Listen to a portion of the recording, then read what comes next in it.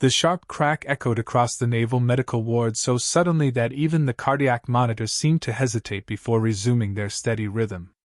Every conversation stopped. Every pair of eyes turned toward the woman whose cheek had been forced sideways by the open-handed strike, yet she did not fall, did not cry out, and did not lift a hand in anger. She simply steadied herself against the stainless steel medication cart, drew one slow breath, and looked back at the furious lieutenant standing inches away as though the pain mattered less than the frightened patients watching from their beds. The fluorescent lights reflected from polished floors that smelled faintly of antiseptic, clean linen, and brewed coffee from the nurse's station at the end of the corridor. Somewhere beyond the ward, a helicopter could still be heard settling onto the landing pad, its rotors slowing after delivering another wounded sailor who needed immediate care. Inside the unit, however, time seemed frozen around a single impossible moment. Lieutenant Ethan Mercer adjusted the collar of his immaculate uniform as though he had merely brushed dust from his sleeve. His ribbons gleamed beneath the harsh white lights. His posture remained perfectly straight. There was not a hint of embarrassment on his face. Instead, the corner of his mouth lifted into the faintest smile, one that suggested he believed everyone present understood exactly how power worked. He had demanded that the nurse abandon her emergency patient and escort his visiting guest through a restricted treatment area. She had refused because another service member was fighting to breathe. The answer had not been loud. It had not been disrespectful. She had simply explained hospital protocol with the same calm voice she used every day. The slap had been his reply. Senior Nurse Amelia Brooks slowly turned back toward the unconscious sailor lying before her. His oxygen saturation was dropping. His chest rose unevenly beneath layers of bandages. A ventilator hissed with mechanical precision, while intravenous pumps clicked beside the bed. Without another glance toward the lieutenant, she adjusted the patient's airway, checked his pulse, and quietly instructed a younger nurse to prepare additional medication. Her voice never trembled. The red mark blooming across her cheek seemed almost unreal against her otherwise composed expression. Around her, junior corpsmen exchanged uncertain glances. Some instinctively took a step forward before stopping themselves. Others lowered their eyes, trapped between military hierarchy and basic human decency. Families visiting injured loved ones sat motionless, unsure whether they had just witnessed something they should pretend had never happened. One elderly veteran slowly removed his service cap and held it against his chest, disappointment settling across his weathered face like a shadow. He had served decades earlier under officers who believed leadership meant carrying burdens rather than creating them. Watching a uniform become a weapon wounded him in a way old combat memories never could. Lieutenant Mercer noticed none of it.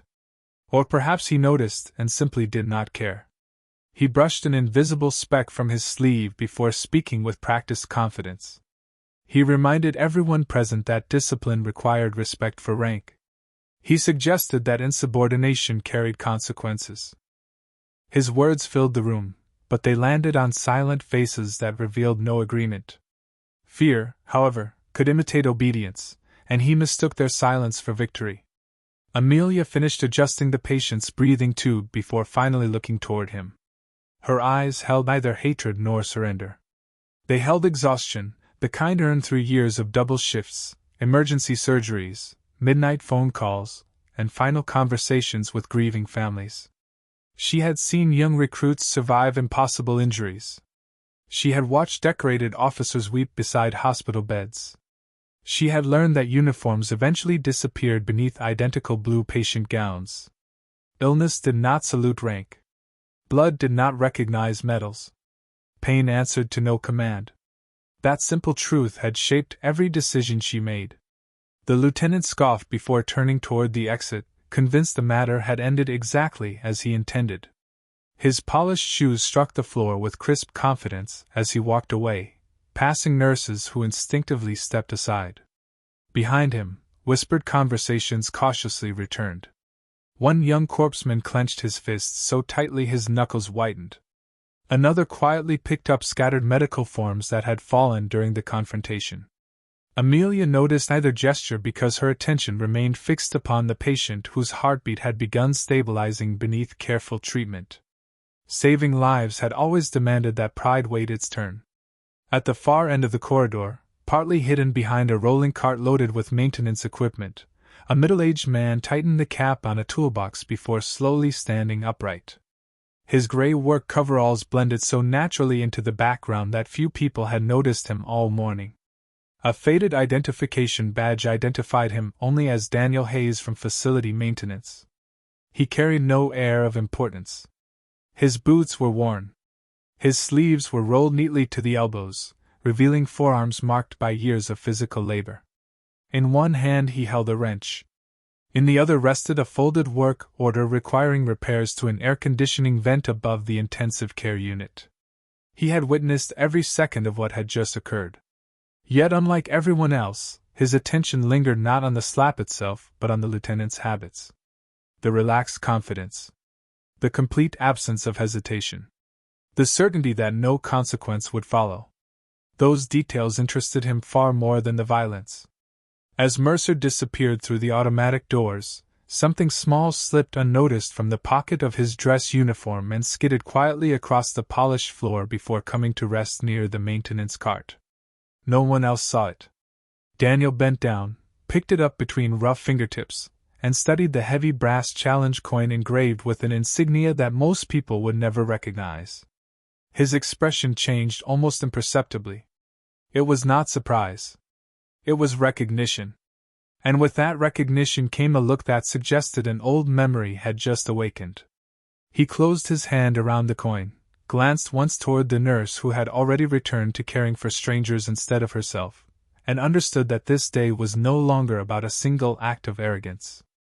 It had become the beginning of something that had been waiting, quietly and patiently, for years. Daniel slipped the challenge coin into the pocket of his coveralls with the same care another man might reserve for a piece of fragile evidence. Around him the hospital gradually returned to its familiar rhythm, but it was not the same rhythm as before. Conversations resumed in hushed voices. Shoes squeaked against polished floors. Medical carts rolled from room to room. Yet beneath the ordinary sounds lay a tension that everyone could feel and no one wanted to name. The slap had lasted less than a second. Its silence would linger far longer. Amelia finished securing fresh dressings around the young sailor's injuries before stepping away from the bedside long enough to wash her hands. Cold water flowed over reddened knuckles that had worked through countless emergencies, and for the first time since the confrontation she caught her reflection in the mirror above the sink. The outline of the lieutenant's hand was beginning to darken across her cheek. She stared at it only briefly before drying her hands and returning to work. There were medications to administer, charts to complete, and families waiting for updates. Pain had become an unwelcome companion in her profession, but she refused to let it dictate her priorities. Across the nurses' station, several younger corpsmen watched her with expressions torn between admiration and frustration. One finally gathered enough courage to approach. His voice was barely above a whisper as he asked why she had not reported the lieutenant immediately. Amelia offered a tired smile that carried more wisdom than comfort. She explained that reports written in anger often became weaker than reports written with patience. Facts survived where emotions sometimes failed. If accountability came, it had to rest on truth, not revenge. The young corpsman nodded, though he was not certain he understood. He only knew that the calm woman standing before him possessed a strength unlike anything taught during military training. Daniel quietly resumed replacing the damaged ventilation panel above the corridor. To anyone passing by, he appeared to be nothing more than another maintenance worker finishing an ordinary repair. His movements were slow and methodical. He measured each bolt twice before tightening it. He wiped every fingerprint from the polished metal before climbing down the ladder. No one paid attention to him. That anonymity had served him well for many years. People often revealed their true character around those they considered invisible. When the hallway finally emptied, Daniel reached into his toolbox and removed an old leather notebook. Its edges had softened with age, and the pages inside were filled with neat handwriting rather than repair schedules. He opened to a page marked by a folded photograph. Several names had been written there over the years. Some had dates beside them. Others had brief notes describing incidents that never reached newspapers or official announcements. Near the bottom of one page appeared a familiar name: Lieutenant Ethan Mercer. Daniel did not look surprised. Instead, he sighed. Years earlier, that name had crossed his desk attached to complaints that had quietly disappeared before formal action could be taken. Witnesses had been transferred. Reports had been rewritten. Promotions had continued. None of the accusations alone had been enough to destroy a career, but together they formed a pattern too consistent to ignore. Intimidation. Abuse of authority. Humiliation disguised as discipline. Every incident had ended the same way. Someone with less rank paid the price while Mercer walked away believing the system had once again protected him. Daniel closed the notebook. He had hoped he would never need to open it again. Outside the ward, afternoon sunlight spilled across the base, casting long shadows over rows of parked emergency vehicles. Sailors hurried between buildings carrying equipment, paperwork, and cups of cooling coffee.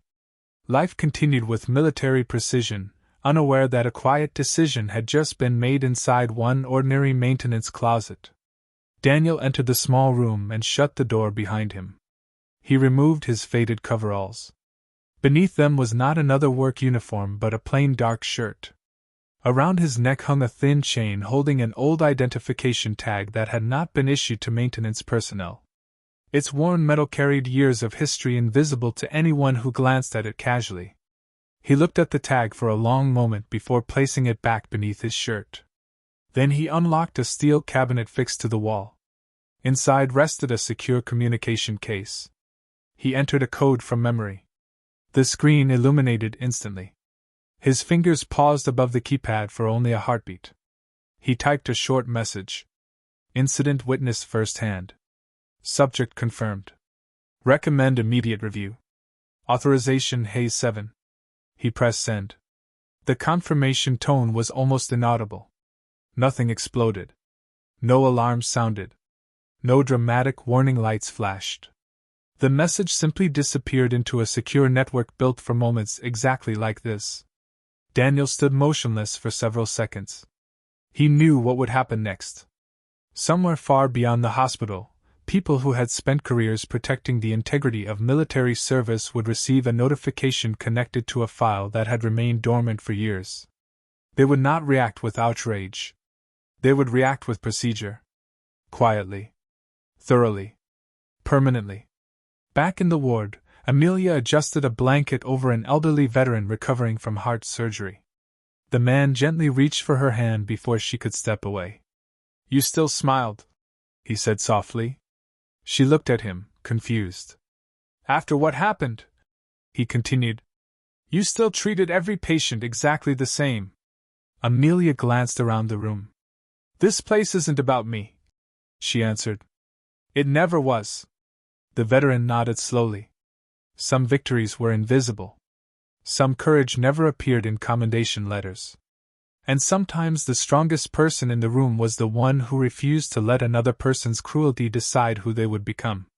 Neither Amelia nor the veteran noticed the hospital security director entering the building with two unfamiliar officials dressed in plain civilian clothing. They carried no visible rank. No medals. No insignia. Only slim black cases. One of them quietly asked a receptionist a single question. "Where can we find Daniel Hayes?" The receptionist pointed toward the maintenance corridor. The officials exchanged a brief glance. Without another word, they walked in that direction, unaware that by the end of the day a long-forgotten file would be opened once again, and the lieutenant who believed his uniform made him untouchable would discover that some records are kept not to punish mistakes, but to expose patterns that can no longer be ignored. The investigation began without fanfare, and that was precisely what made it dangerous. Lieutenant Ethan Mercer arrived at headquarters the following morning expecting another routine briefing, his confidence untouched by the events in the hospital. He greeted junior officers with the same practiced authority, accepted crisp salutes as though they were his birthright, and walked through the corridors convinced that yesterday's incident had already disappeared beneath the endless machinery of military routine. The bruise on Amelia Brooks's face, he assumed, would heal. Witnesses would remain silent. Reports, if any were written, would find their way into forgotten filing cabinets. Experience had taught him that rank could outlast memory. He had been wrong before, but never in ways that had cost him anything permanent. This time felt no different. At nearly the same hour, Daniel Hayes entered a secure administrative building that few personnel even knew existed. Gone were the maintenance coveralls that had allowed him to move unnoticed through hallways and wards.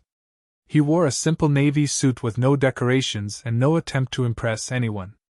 The security guards at the entrance did not ask for identification. They merely nodded before opening a reinforced door leading to a conference room where 3 officials were already waiting. No introductions were exchanged. None were necessary. A slim black case rested at the center of the table.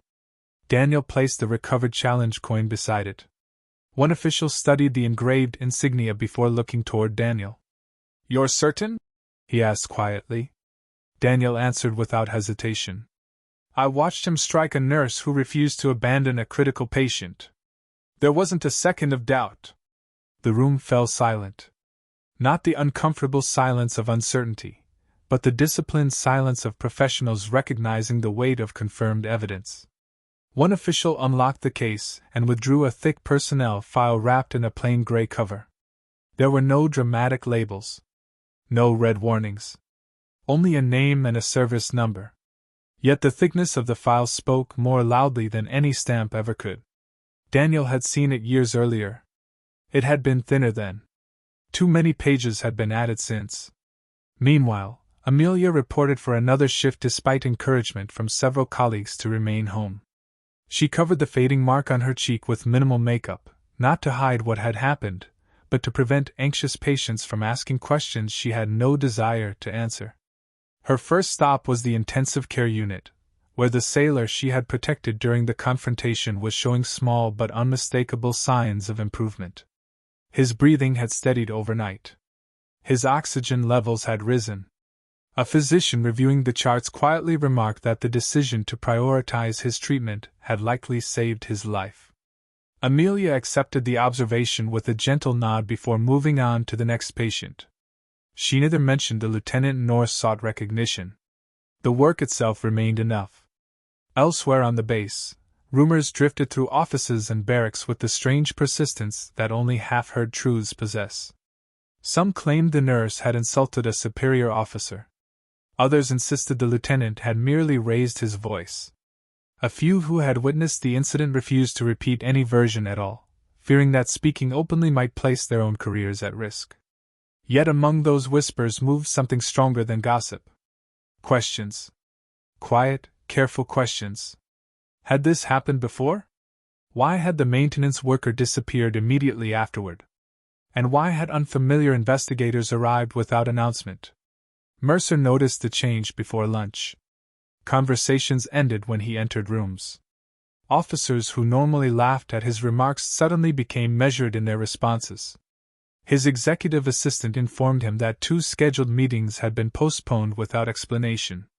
None of it appeared alarming on its own, yet together the small changes created a feeling he had not experienced in years. Uncertainty. It settled like invisible weight across his shoulders. He dismissed it with a confident smile, but confidence required effort now. For the first time in a very long while, Lieutenant Ethan Mercer found himself wondering whether someone, somewhere, had finally decided to stop looking away. Mercer spent the afternoon trying to convince himself that nothing had changed, yet the certainty that had always insulated him from consequence no longer fit as comfortably as his tailored uniform. Every unopened email seemed capable of carrying bad news. Every unexpected phone call made him glance at the screen a fraction longer than usual before answering. When his commanding officer requested that he report to administrative headquarters the following morning, no explanation accompanied the order. It was delivered politely, almost casually, but that absence of urgency unsettled him more than an angry summons would have. Experience had taught him to navigate conflict, to outtalk critics, and to frame every complaint as a misunderstanding born of emotional subordinates. Silence, however, offered no argument to defeat. It simply waited. Across the base, Daniel Hayes entered an archive room protected by layers of security that few active-duty officers had ever seen. Rows of gray cabinets stretched beneath soft fluorescent lights, each drawer containing decades of carefully preserved records. A records specialist greeted him with professional respect before placing 3 sealed envelopes on a steel table.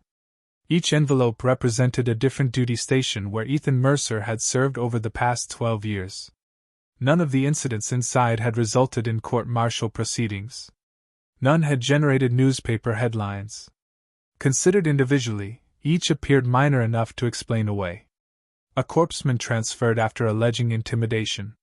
A logistics officer who withdrew a formal complaint following unexpected pressure from senior leadership. A civilian contractor who resigned rather than testified during an internal review. On paper they resembled isolated misunderstandings. Together they formed something impossible to dismiss. Daniel arranged the documents in chronological order, studying not only what they contained but what they omitted. Missing witness statements. Incomplete interview transcripts. Recommendations that abruptly ended without signatures. The gaps told their own story. People had tried to speak. Someone had repeatedly ensured their voices faded before reaching the right ears. This time would be different.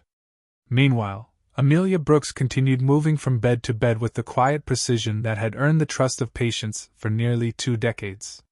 She comforted an anxious mother whose son had just returned from surgery. She reassured an elderly veteran frightened by unfamiliar machines. She smiled at a young sailor embarrassed to ask for help walking after his injuries. Not once did she mention the assault. She answered every question with patience, adjusted every blanket with care, and carried herself exactly as she had before the previous day's humiliation. Several coworkers watched her from a distance, struggling to understand how someone could endure public disgrace without allowing bitterness to reshape her spirit. During a brief break, one of the younger nurses finally gathered enough courage to ask the question everyone else had been avoiding. "Why aren't you angry?" Amelia looked through the hospital window toward the flags outside gently moving in the afternoon breeze. Her answer came only after several thoughtful seconds. "I am angry," she admitted softly. "But if I let anger become my guide, then he still controls what happens next." The younger nurse lowered her eyes, absorbing words that carried the weight of hard-earned experience rather than idealism. Daniel arrived at the hospital shortly afterward, not through the maintenance entrance this time but through an administrative office where the hospital director was already waiting. The director rose immediately when Daniel entered, offering neither exaggerated respect nor unnecessary ceremony. They spoke quietly behind a closed door, reviewing witness accounts gathered during the day. Every statement matched in all essential details. No embellishment. No contradiction. The consistency strengthened the case more than dramatic testimony ever could. Before leaving, Daniel asked one final question. "Has Nurse Brooks requested special treatment?" The director shook his head. "She requested only that patient care continue without interruption." Daniel nodded almost imperceptibly. "That," he replied, "is exactly why this investigation matters." As evening settled across the naval base, Lieutenant Mercer stood alone in his office overlooking the harbor. The setting sun painted the water in shades of amber and crimson, but the familiar view brought him little comfort. A knock interrupted his thoughts. His executive assistant entered carrying a plain envelope with no return address, no official markings, and no indication of who had delivered it. "This was left for you, sir." Mercer opened it immediately. Inside rested a single sheet of paper containing only one sentence. "We are no longer reviewing yesterday. We are reviewing every yesterday before it." Beneath the sentence appeared no signature, only a small embossed seal identical to the insignia engraved on the challenge coin he had unknowingly dropped in the hospital corridor. For the first time since wearing the uniform, the confidence drained from his face. He stared at the page as though it had reached across the years themselves, because in that quiet office he finally understood a truth he had spent an entire career avoiding. The investigation had never been about one slap. It was about the trail of silence he had mistaken for victory, and somewhere behind a locked door, someone had finally opened the file that contained all of it. The hearing convened without spectacle, Exactly as Daniel Hayes had expected. There were no television cameras waiting outside the building, no reporters chasing dramatic statements, and no gathering of curious spectators hoping to witness the fall of a decorated officer. Justice, he had learned through decades of service, rarely announced itself with noise. More often it arrived quietly, carrying stacks of documents instead of raised voices. Lieutenant Ethan Mercer entered the room wearing the same immaculate uniform that had always projected confidence, but this time the polished ribbons across his chest felt strangely heavy. Every chair around the long conference table was already occupied by investigators, legal officers, and senior commanders whose expressions revealed nothing. The silence was deliberate. It forced every person present to confront the weight of the moment without distraction. Daniel sat near the end of the table with the familiar gray file resting before him. He waited until everyone had taken their seats before sliding it gently toward the center. The movement was almost ceremonial, not because the file itself possessed any special power, but because it represented something that could no longer be ignored. One by one, carefully documented incidents were reviewed. No accusation relied upon rumor. Every statement was supported by witness testimony, written reports, timestamps, or official records that had survived despite years of neglect. A pattern emerged so clearly that even Mercer struggled to challenge it. The issue had never been isolated outbursts. It was a habit of using authority as a shield against accountability. Each incident had been small enough to dismiss alone. Together they revealed a career built upon the assumption that fear would always outlast truth. When Amelia Brooks was invited into the room, every conversation stopped. The fading mark on her cheek had nearly disappeared, yet its significance remained unmistakable. She took her seat calmly, folded her hands in her lap, and answered every question with measured honesty. She neither exaggerated the assault nor minimized it.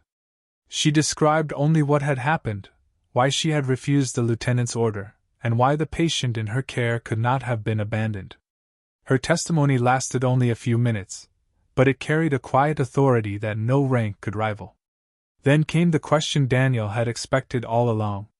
"If disciplinary action is taken," one official asked gently, "what outcome do you hope for?" The room became utterly still. Even the soft hum of the ventilation system seemed distant. Amelia lowered her eyes for a brief moment before answering. "I don't want a man destroyed," she said. "I want the people who serve under him to never fear doing the right thing again." No one spoke. The words settled over the room with greater force than any angry demand for punishment ever could. Daniel looked toward Mercer. For the first time since the investigation had begun, the lieutenant avoided meeting another person's eyes. The confidence that had once defined him had dissolved, replaced by the realization that genuine respect had never been something his rank could command. It had always been something his conduct failed to earn. Daniel allowed several quiet seconds to pass before he spoke, not because he was searching for words, but because some truths deserved room to settle before another was introduced. He opened the gray file one final time and withdrew a single document unlike the others. It was older than every report that had come after it, its edges softened by years of careful storage. "This," he said calmly, "was the first complaint." Every eye followed the page as it was placed on the conference table. The date reached back more than a decade, to Mercer's earliest assignment as a young officer. The allegation itself had seemed minor at the time. A junior medic had claimed Mercer ignored established emergency protocol to preserve appearances during an inspection. The medic had refused the order, believing it endangered a patient. The complaint disappeared after an internal review found insufficient evidence, yet Daniel pointed to the final paragraph, one almost everyone had overlooked. The medic had written, "If this behavior is ignored today, someone with less power will eventually pay the price." The room remained silent as the sentence was read aloud. It was no longer a prediction. It had become a history. Mercer stared at the page as memories he had buried beneath promotions and commendations resurfaced with painful clarity. He remembered the medic's face. He remembered dismissing the objection as insubordination. He remembered convincing himself that authority required unquestioned obedience. What he had never considered was that every decision left behind witnesses, and witnesses carried memories longer than careers. Daniel closed the file. "I've spent years investigating failures," he said quietly. "Equipment fails. Procedures fail. Sometimes people fail. But the most dangerous failure is when good people stop believing the truth matters because they assume no one is listening." He looked around the room before continuing. "This investigation did not begin because a nurse was struck. It began years earlier, every time someone chose silence over responsibility. Yesterday simply became the moment silence finally ended." The commanding admiral slowly rose from his chair. His voice remained composed, stripped of anger and free of triumph. "Lieutenant Mercer, this board has reached its decision." The findings were read carefully, each conclusion supported by evidence rather than emotion. Mercer was relieved of command pending formal separation proceedings. His security clearances were suspended immediately. Leadership certifications earned over years of service were revoked. Most importantly, recommendations were issued requiring independent review of previous complaints that had been dismissed without adequate investigation. The consequences extended beyond one officer. They demanded changes to the system that had allowed misconduct to survive. Mercer listened without interruption. When the final document was placed before him, he signed it with an unsteady hand. The room expected excuses. None came. Instead, he looked toward Amelia for the first time since entering the hearing. "I'm sorry," he said quietly. The words did not erase what had happened. They could not restore years of fear experienced by those who had served beneath him. But for the first time, they were spoken without rank standing between one human being and another. Amelia acknowledged him with the slightest nod. Forgiveness, she knew, was not the same as forgetting. Accountability was not the same as revenge. Sometimes justice looked less like humiliation and more like an honest ending. Hours later, Daniel walked through the same hospital corridor where everything had begun. The ward sounded exactly as it always had. Monitors beeped steadily. Nurses exchanged patient updates. Families waited beside loved ones with quiet hope in their eyes. Amelia was adjusting an elderly veteran's blanket before checking the medication schedule of the young sailor whose life she had protected. She never paused to celebrate the investigation's outcome. There was simply more work to do. Daniel stopped beside the nurse's station. "You could have asked for anything," he said softly. She smiled. "I already had what mattered." "And what's that?" She looked toward the patients filling the ward. "The chance to keep doing the work." Daniel nodded. After a lifetime spent in some of the world's most dangerous places, he understood that answer better than anyone. As he stepped outside, the evening sun settled over the harbor, turning the calm water into sheets of gold. He held the now closed gray file for a moment before placing it inside a secure case. It would return to the archives, not because the past should be forgotten, but because its lesson had finally been heard. He looked back once at the hospital where ordinary people performed extraordinary acts without expecting applause. A quiet thought crossed his mind, one he hoped would outlive every report inside that file. The strongest uniform is not the one with the highest rank, but the one worn by the person who protects others when no one is watching. The harbor breeze carried the sounds of another helicopter approaching with patients who would soon need skilled hands and steady hearts. Inside, Amelia turned toward the incoming emergency without hesitation, proving once again that true honor is measured not by the authority someone holds, but by the compassion they choose when authority is absent.